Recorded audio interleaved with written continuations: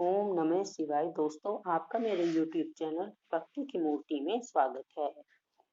आज की कहानी जो इस प्रकार से है। गोकुल में एक मोर रहता था। वह भगवान कृष्ण का अनन्य भक्त था।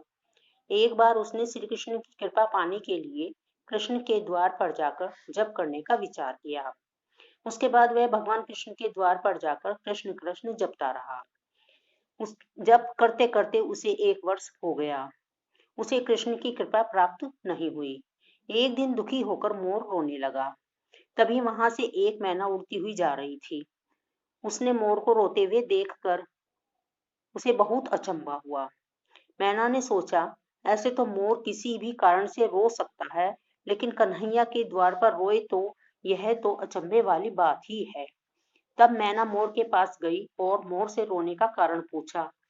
मोर कहने लगा कि 1 वर्ष हो गया मुझे कृष्ण कृष्ण जपते हुए, लेकिन कन्हैया ने मुझे आज तक पानी नहीं पिलाया। मोर की बात सुनकर मैना बोली, मैं राधा रानी के बरसाने से आई हूँ। तू मेरे साथ चल। राधे रानी बड़ी दयालु हैं। वह तुझ पर अवश्य ही कृपा करेगी। उसके बाद दोनों उड़ते हुए बरसाने पहुंच गए। मोर ने राधा के द्वार पर कृष्ण का जाप किया। यह सुनते ही राधे रानी दौड़ी हुई आई और मोर को गले लगा लिया। राधा ने मोर से पूछा, तुम कहाँ से आए हो? तब मोर ने कहा, जय हो राधा रानी की। आज तक तो यही सुना था कि तुम करुणामयी हो। आज देख भी लिया।